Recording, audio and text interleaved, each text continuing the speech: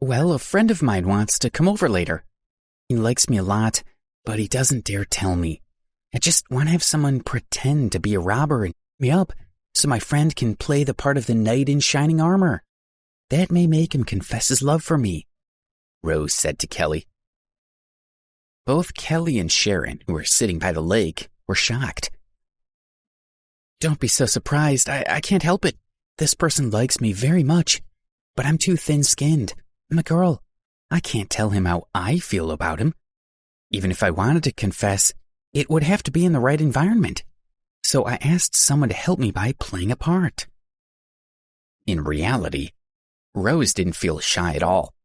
Alex was a super rich guy, apparently with dozens of identities, and she was more than willing to go after someone like that, even if she embarrassed herself in the process. Don't you think that's deceiving him? Kelly asked in a soft voice. No, I don't think so. I know that he really likes me and I like him too. In the end, we'll be together. But the process is too long. I'm going to use this method as a catalyst, just to speed things up. How could you say that's cheating him? Rose said after thinking about it. She turned to Kelly, admiring her beauty. She could tell that she was a rich girl. Don't you have someone you like? She asked her casually. Rose's question stunned Kelly and confused her for a moment. Naturally, there was someone she liked, but he was from a much better background and was 100 times wealthier than she was. Also, he had been trying to push her aside. Of course she likes someone, and the person she likes is a rich man. Even the boss of the company is respectful toward him when he sees him, but this person does not. Seeing that Kelly hadn't said anything, Sharon had started speaking for her. But she couldn't bear to go on. All she said in the end was, Kelly's here today to see the person she likes. Oh dear. Looking at Kelly and Sharon's troubled expressions, Rose had already guessed that something must have gone wrong between Kelly and her love interest. She grabbed her hand in sympathy. Your eyes are red. You must have cried for that person so many times. If you don't help me now, I'm afraid I'll just have grief and sorrow like yours to look forward to. Are you sure you don't want to help me pull this off? Okay, but let's not talk about it. Rose's words had tugged Kelly's heartstrings. She knew that the kind of lovesickness she was suffering was too painful. She didn't want any other girl in the world to go through something like that. Great, thank you. Kelly, if we become friends later, I'll give you an expensive car, Rose said with a smile. Kelly smiled back indifferently. She didn't care about any car. The only gift she was interested in was for the man she liked to give her a ray of hope. Your boyfriend must be from a good family. What's his name? She asked Rose. He really is wealthy and from a top family. I don't mind telling you his name. It's Alex, Rose said with a smile. Alex. Both Kelly and Sharon were shocked. You say Alex likes? Sharon started to ask Rose if what she had said was true, but Kelly held her back. What were you going to say? You don't know Alex, do you? Rose asked her. No, we don't know him. Kelly's heart suddenly felt heavy. She thought that if she admitted that she did, she wouldn't be able to meet Alex that day. Well, the person I want to see is coming soon. You can go and prepare for your own meeting, she said. Okay, I won't disturb you. I wish you luck with your man, Rose said with a smile and left. Kelly, that girl said Alex likes her, Sharon muttered, looking at Kelly anxiously.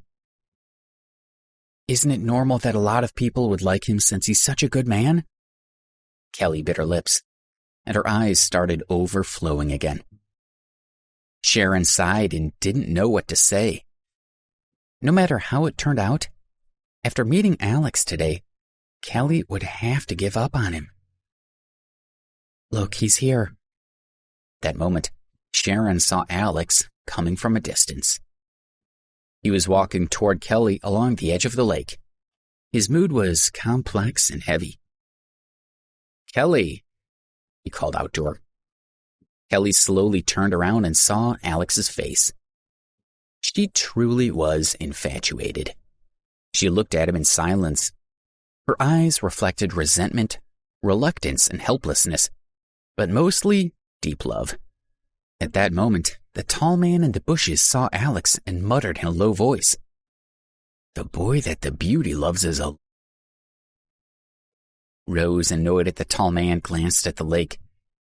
When she saw Alex, she did a double take. "How can it be him? How can it be him?" Rose wondered. It seemed that Alex had lied to her when he had said that he didn't want to meet her at 9 in the morning because it was too early, and he might not get up in time. But it turned out that he was seeing Kelly at 9 o'clock. Rose's heart was in shreds. Is Alex in love with that girl or with me? No, it must be me. He's been so good to me, she thought. She didn't dare to think about what sort of relationship he had with Kelly. Her heart was in turmoil. You're here. Kelly held back her tears and made herself laugh, but there was still a hint of sadness in her voice. I'm here. Are you okay? Alex thought Kelly looked haggard, and his heart softened. Good. Kelly laughed and sobbed at the same time. Thank you for coming to see me. We can stay here by the lake for a while, and then I'll invite you out to dinner later. Kelly wanted to control her voice, but since seeing Alex, she had begun to choke and tremble. Looking at her like this, Alex was really distressed and worried. He clenched his hands behind his back. No, I'm catching a train at 11 o'clock. After meeting you, I'm leaving New York, Alex said. Kelly's smile stiffened, and she asked, Is it to go to her? Yes. This one word made Kelly feel like she was falling into a void. Sharon held her and murmured, Kelly. Rose, who'd overheard their dialogue, asked herself, This man? Who is this man? Who is he going to look for? He doesn't seem like himself. No, he likes me. He's not looking for anyone. That's just an excuse he's using to turn Kelly down.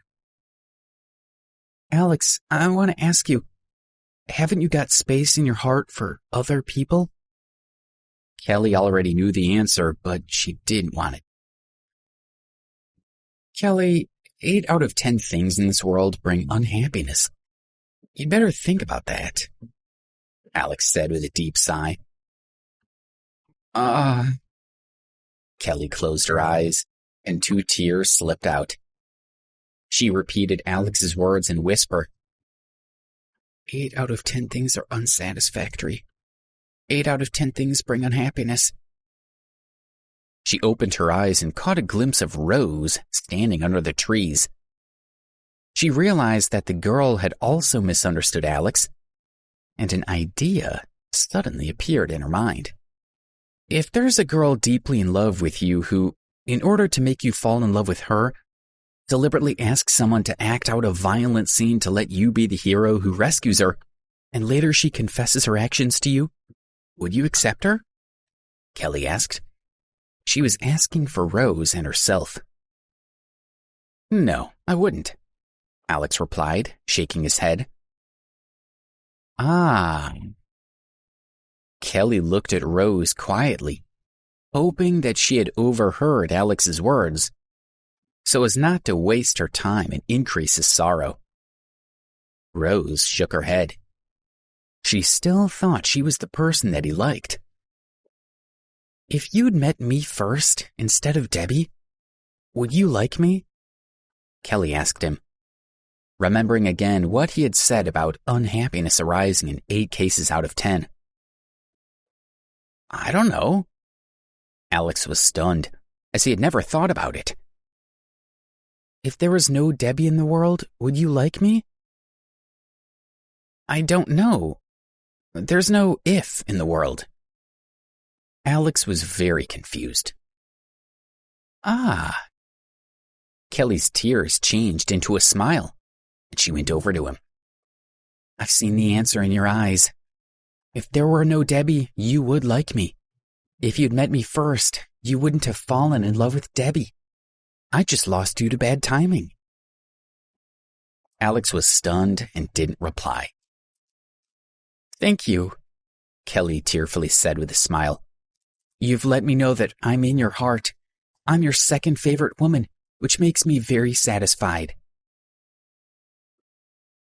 Debbie? How can it be? Alex likes me. Among the trees, Rose's skull was about to explode. She didn't want to believe the conversation that was taking place between Kelly and Alex, but she felt a growing uneasiness. By then, she couldn't stop herself any longer. She wanted to ask Alex a question. Alex! Rose cried out and emerged from under the trees. But wait, you... The tall man who was hiding nearby was wondering why she had gone out without telling him. He quickly put the silk stocking over his head and prepared to carry out the task that Rose had told him. Rose? Seeing Rose appear, Alex was surprised. Alex is the person you like? Rose wanted to ask Alex whether the woman he loved was her or Debbie. But before she could finish her sentence, a hand shot out from behind her and covered her mouth. Ah, what a beautiful girl, said the tall man, following Rose's previous instructions. He tightened his hands around her neck. Let go of her! Alex was shocked, and he was about to run to the rescue. But suddenly, what Kelly had said a short while ago flashed through his mind. If there's a girl deeply in love with you who deliberately asks someone to act out a violent scene... Alex glanced at Kelly and knew that the woman she had referred to was Rose. He couldn't help but look at Rose with hatred, and then he said to Kelly, Everything between us should be settled by now. I'm leaving. With that, he nodded at Kelly and walked away. Please subscribe to the Pocket FM YouTube channel and press the bell icon for instant notification. Check out our channel for more such exciting shows.